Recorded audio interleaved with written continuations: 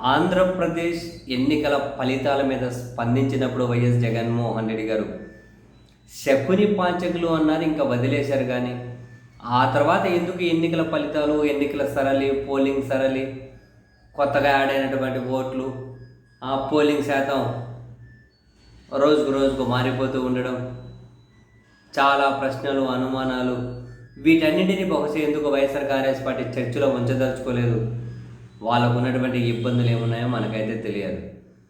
జగన్మోహన్ రెడ్డి గారికే ఈ ఎన్నికల ఫలితాలు శకుని పాచికల్లా కనపడడం కాదు, సామాన్య జనానికి కూడా చాలామందికి ఈ ఎన్నికల ఫలితాలు శకుని పాచికల్లాగే కనిపించాయి. వాస్తవానికి నియోజకవర్గంలో ఊరు పేరు తెలియని సింబలు, వ్యక్తులు కూడా ఎమ్మెల్యేలుగా వేల ఓట్లు, 50, 70, 80 వేల ఓట్లు అంటూ గెలుచుకుంటూ వచ్చారు, మెజారిటీ. సో ఈ క్రమంలో జగన్మోహన్ రెడ్డి గారి ఓటమిని చాలామంది సామాన్యులు కూడా జీర్ణించుకోలేకపోయారు. మరీ ముఖ్యంగా ఆయన పాలన ద్వారా ప్రత్యక్ష ప్రయోజనం పొందిన వాళ్ళు.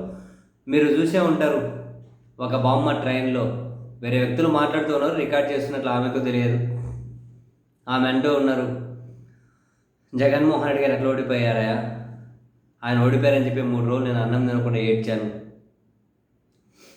అని చెప్పి చంద్రబాబు గారి మీద అండ్ ప్రస్తుతం డీసీఎంగా ఉన్న జనసేన అధ్యక్షుడి మీద ఆమె తీవ్ర అసంతృప్తిని, వీళ్ళేం నాయకులు, వీళ్ళేంది, ఒకరేమో నటిస్తారు, ఇంకేరేమో మౌనంగా ఉంటారు అని చెప్పి ఆమె మాట్లాడిన వీడియో ఫుల్ వైరల్ అవుతూ ఉంది ట్రైన్లో. మీరు చూసారా?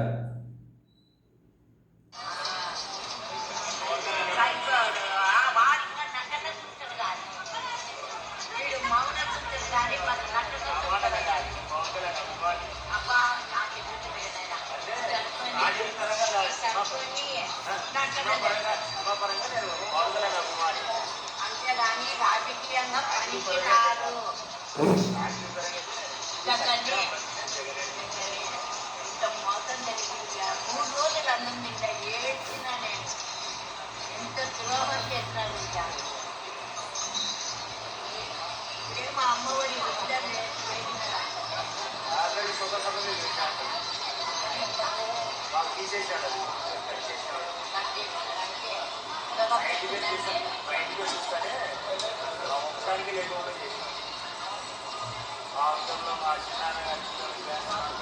మాకు కూడా పడతాయి. నా కొడుకు పిల్లలు ఉన్నాను కదా,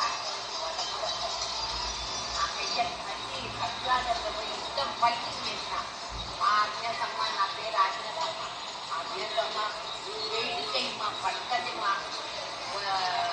నెల 5వ తేదీ వరకు పడుతుంది. వచ్చే నెల జూలై 5 ఇక్కడ వాళ్ళందరూ ఎవరి మాకు పడుకుంటే మా ట్రైన్లో రికార్డ్ చేశారు, అంత క్లియర్గా వినిపించలే, కానీ చెవు దగ్గర పెట్టుకుని నీటికి వినిపిస్తుంది. జగన్ని ద్రోహం చేసి ఓడించారు. ద్రోహం ఎవరు చేశారా కానీ ఆ డీసీఎంగా ఉన్న వ్యక్తి జనసేన అధ్యక్షుడు, ఆయన సినిమాలు తీసుకునే సరిపోతుంది, మరి రాజకీయంగా అసలు పనికిరాడు. జనానికి మంచి చేయాలంటే జగనే చేయాలి. పాపం ద్రోహం చేసి ఓడించారా. 3 రోజులు అన్నం నీళ్ళు తినలేదు, నేను అన్నం తినలేదు, 3 రోజులు ఏడ్చాను అని చెప్పి.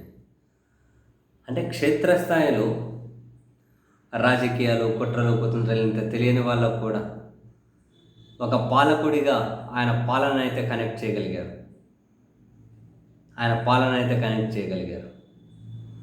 సరే, మరి ఇంత ఘోరంగా ఓడిపోవడానికి కారణం ఏంటి, ఏం జరిగింది దీని చుట్టూ అన్నది మళ్ళీ జగన్మోహన్ రెడ్డి గారి భాషలో చెప్పాలి అంటే ఇంక శకుని పాచికల ఫలితాలేనేమో మరి.